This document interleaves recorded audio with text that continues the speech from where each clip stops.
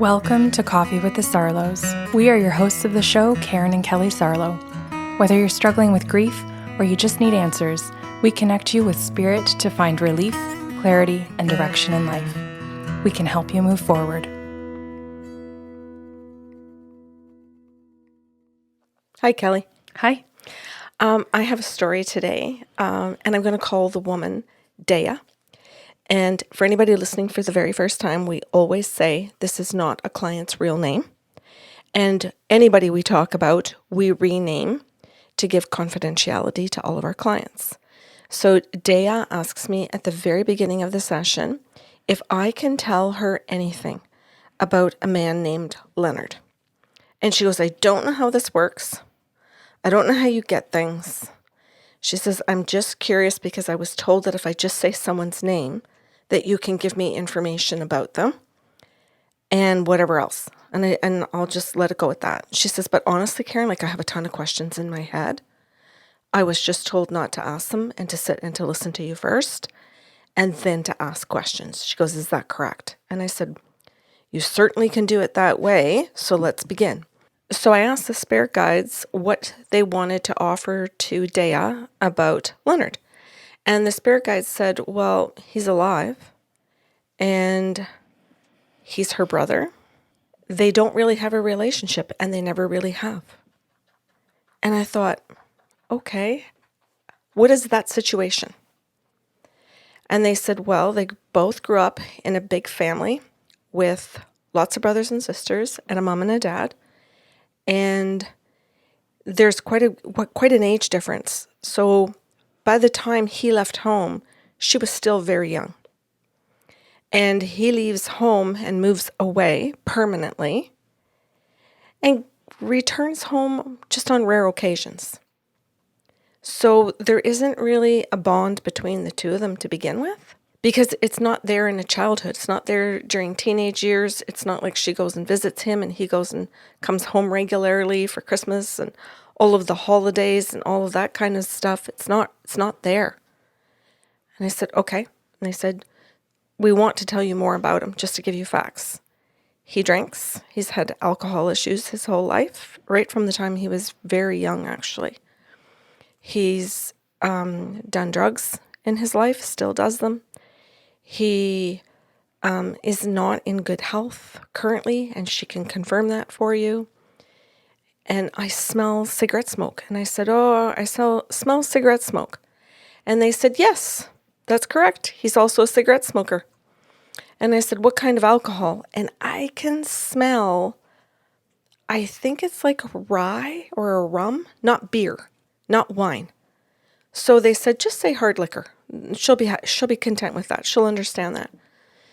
So I said, okay, do I just go with that? And they said, to start, give her all of that to build her confidence that the spirit guide, we're here, we're giving the information, we can answer questions. We're going to open up more, but we just want to start with this. So I told Daya all of that, and she said, yes. She said, this is really good. And she says, and what you've explained about our relationship is really accurate. And I said, are you going to ask questions? No.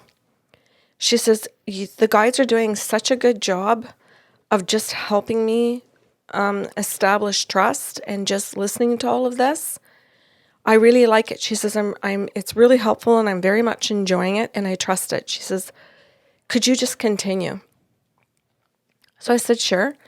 So I went back to the guides and I said, what do you want me to do? And they said, well, Leonard's here. So Leonard steps up and says to me, I'm going to give you a few more validations. I'm near retirement. And he says, she's going to know that because of my age. He says, you can also say that I've had a child and that I have grandchildren and that I have great-grandchildren. You can tell her all of those things. So those are just going to give her good validations that it's me because I'm saying I'm here now. And it's not just the spirit guides that are giving messages. I want her to know my spirit is here. And I repeated that to Daya and she said, yep, that's all correct. And he said, when I reached out to my mom, when I called home, when I checked in on the occasions that I chose to do that, he said it was typically on my own terms. He said, and underneath all of that, he said, was a desire to stay connected because my mom had money. My parents had money. Okay, can we back up for a second? He's bringing up staying connected to mom calling home when Daya would have been in the home as a kid and he's already left. We're not talking about two adults talking to each other. You're right. Okay. And he said, I didn't make any effort in my life to create a connection to Daya. And he said, and when I did call, and then when I did speak to her on occasion, there were problems there because I was often intoxicated. And he said, and she knew that. So it was very hard, very difficult to make a true connection to me. He said, because I didn't give anybody the opportunity to really connect to me. I put alcohol between the two of us in order to call home and speak to them. And he says, but I would never admit that on earth if I were to call her up now. He says, I wouldn't say any of that. But this is my soul speaking to her, and I want her to know the truth. I want her to know these things. So I told Daya that. And again, she confirms that. She says that's very true about him calling, and whoever answers the phone can tell by the way he's speaking that he's had something to drink. And so, and typically, you're right, Karen, he wants to speak to mom for sure. Sometimes he speaks to all his siblings. Sometimes he doesn't. It doesn't really matter so much. He's just trying to keep that connection because he wants money. And so Daya says to me, what does he want the money for? Like, what's that all about? And he replied, Leonard came in and said, well, while I've worked all my life and I've been a functioning alcoholic, a functioning addict, my job hasn't really given me a ton of money. So I do need the help. I do want the help. So he stays connected for this purpose. And I said, Leonard, what else did you want to say today? Is there anything else she's looking for? And he said, oh yeah. He says, I'm going to get to the bottom of more of it. And he says, but she needs to understand that I didn't make a connection. I didn't allow a connection. I actually put up walls to a connection. And she's sitting there thinking, why didn't he try? Or why did all of this happen? And he says she's like this because she was the one that was raised to fix things. She was raised to please her parents and like my mom and dad and brothers and sisters. And she thinks that if the people in the family don't like her, that there's something deficient about her. Instead of understanding that it's not about her deficiency, it's the dynamics of the whole family. It's the dynamics of how everybody was raised within the family. Then Leonard says to me, my mom manipulated the dynamics of the family, of the brothers and sisters. And he says, so all of us in the family understand that she's always reaching out. She's always trying to create the connection. And some people are appreciative of that, and others aren't. And if they don't get what they want from her and they walk away, they feel like it's not a big loss. But he says deep down, Karen, he says, our mom triangled so many of us that there's dysfunctions amongst all of the kids in the family. And he says, and she's always internalizing it, that there's something wrong with her, instead of understanding that there's something wrong basically with all of us. It's a systemic issue. Yes. And he said she needs to hear that because she makes everything personal. And what I'm trying to say to her today is it's not personal. And that she needs to understand, because she keeps searching for this, what is wrong with me, that we aren't a family. He says she keeps buying into the belief that it's family, so you keep trying. It's family, so you forgive. It's family, so you keep going back to it. And he says, I don't see it that way. And he says, and many of the brothers and sisters are not close and don't see family in the same way. They see it as purposeful. What can I get out of this relationship? How does this serve me? That's so interesting because, like, you can define purpose in so many ways. And I would never define an interpersonal relationship's purpose as transactional. Right. Yeah. I could never look you in the eye and say, this is a purposeful relationship when what I really mean is I get a lot from you and that serves me well. Yeah. Like, purpose is supposed to be, as far as I understand it, on a level that is mutually beneficial, but it's not tit for tat. Right. It's supposed to bring out the best of each other by being together. Yeah. Yeah. That's the opposite of transaction. Yeah. And so I told her this. I said, this is what he's trying to explain. He's trying to say, like, the dynamics of your entire family, the triangling, what your mom has done, and how it has affected all of these children, and then how all of her children triangle each other, and that it's very transactional between even each of the siblings. So Leonard says to her, so that's your answer. So what are you going to do with it? That's your answer to the question you didn't ask? Yes. So then I said to Daya, is this helpful? And she goes, it is. She goes, it helps me reaffirm what I have come to understand in my family, but it's taken me a hell of a long time and a lot of pain and a lot of suffering to figure that out, because I was the one that was trained and was told family first, you care for each other. She was given all of these rules that tied her into that family, and given to her, and now to her understanding that she's given these core beliefs because it's going to suit everybody else's purpose to be able to believe that. So if she keeps believing in love and forgiveness, it's family, then she's constantly got to work at forgiving and getting right back in there again. Well, her siblings have no intention of working at it in that kind of way to say, oh, I'm going to work at forgiving other people. No. I'm just working these relationships for what I can get out of them. Mm. So they're working on very different things. And Leonard is putting that right out on the table for her. Mm-hmm. And then saying to her, I don't care about you. But it's not personal. Yes, exactly. Imagine that. I don't care about you, but it's not personal. When you've been taught that it's supposed to be deeply personal because it's family. Well, yeah. And I mean, the other siblings were not taught that. They were taught relationships are to be useful, not the authentic version of purposeful, right? So It does make complete sense that any of those siblings could turn to any of the other ones, not just Daya, and say, like, it's not personal how I'm treating you. I'm getting what I want or what I think I need at the expense of you, but oh well, aren't we all? Yes. And some of them thinking, well, aren't you doing the very same thing to us? And Daya is sitting there going, no, that isn't how I've seen these relationships. So anyway, then I just said to her, because now we're getting near the end of her session, I said, do you have any questions? And she said, I really don't. She said, I was told to sit and listen. I was told to voice record this. She said, I have. And she says, I am not disappointed.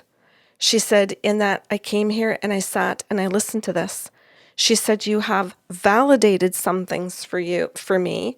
And she says, but you've also told me about my own sense of feeling deficient because of being raised in this kind of a family.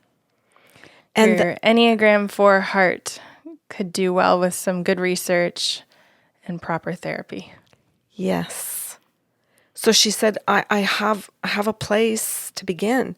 She says, I have been working on my people pleasing. I have been working on breaking these relationships with family members and walking away and starting to clean a lot of this up. And she says, but because I don't speak to Leonard, because there has been a falling out between us. And she says, now I understand the falling out. I no longer served a purpose to him. So there was a falling out because he no longer needed me. She says, so I don't need to know any more than that. She says, those aren't the relationships that I want to be in. That is not what I call family. I have friends. I have all kinds of people that don't treat me that way anymore. And she said, so I'm good. She says, I just wanted to put closure to all of this so that I can just continue to move on in the direction that I'm going in my life. It's really interesting to me that we're still walking around calling it closure when what it really is clarity. Right. And I Yeah. know, I purposefully, for anyone listening, I always say at the end of the podcast, especially since we've rebranded, clarity, relief, and direction, right? That's Yeah. what the guides and ourselves as mediums are trying to offer. And, we're not all entitled to closure from another person. But what we are still seeking is clarity, to be able to understand what something was in order to move forward. That's what closure is, right? And as the person in Leonard's position, like he doesn't owe someone that closure. He has the right to walk away from something he doesn't want in his life. Unfortunately, it wasn't really coming from a very altruistic place. However, he still has the individual right to not give someone an explanation for his decisions. And so here is Daya looking for clarity to understand not just the other person, but also her role and her belief system that played a part in manifesting all of those feelings. Notice how I use the word manifesting, not as something that we want. Something manifests because we have a belief system, a solid belief system, healthy or unhealthy, right? That brings to fruition these experiences that we keep playing out as patterns. And now with clarity, she can sit there and go, might want to unsubscribe to that belief system so I don't keep manifesting the same fucking relationship problems or, mucky situations going forward. Yeah. Now, Kelly, you brought up earlier Enneagram 4, and that came up in the session as a resource for her to be able to understand the deficiency that the 4 number on the Enneagram believes in. And we chatted a little bit about that in terms of her mom and her dad and how her mom triangled many of the people, or created different dynamics in the family, is what I should say, because it's not just always triangling. Creating all of these different dynamics in the family where there isn't a cohesiveness and a caring for each other. There's more of a competition amongst each other and a using of each other so that she could understand herself. And I just wanted to say that for anybody else, because you said it very quickly, in case somebody's listening to this going, those are similar dynamics. What did Kelly mention again? Yeah, so it's a personality typing system that essentially gets to the why of why we do what we do. So other personality typing systems essentially tell you, hey, this is how you behave by default. This is what you tend to do.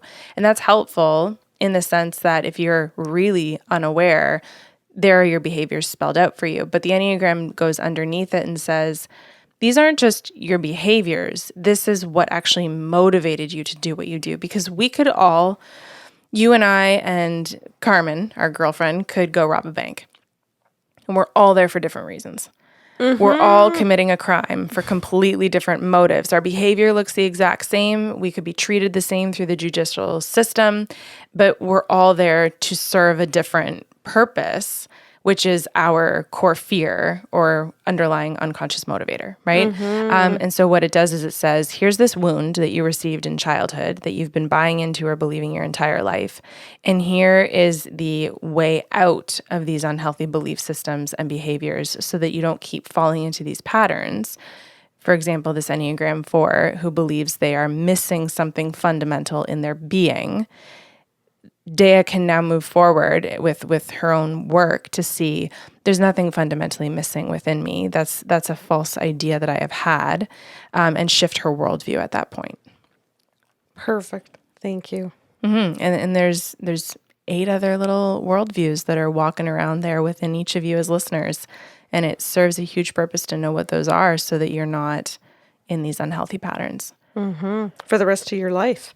You're talking about, just reiterating what you were saying, you're talking about becoming aware of it so that you don't keep perpetuating that pattern. Yeah. And I mean, how many podcasts have we done on past life regression where we might say you've picked the same career in 4 different lifetimes and you're still playing out the pattern of advocating for the weak, or you're still playing out the pattern of trying to be a perfectionist or whatever it might be. Yes. That shit follows us. It does. It does. So anyway, I want to thank you for helping people understand the purpose of the Enneagram and what it can do for them. Thank you, Kelly, for explaining that.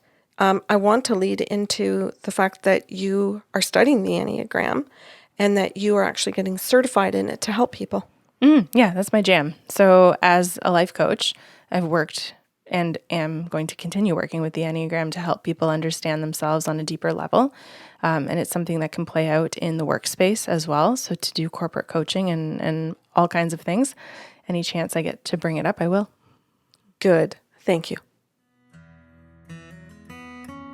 Thanks for listening to Coffee with the Sarlos. If you enjoyed the show today, help spread the love with a like, share, or review of the podcast. See you next Saturday with a brand new episode.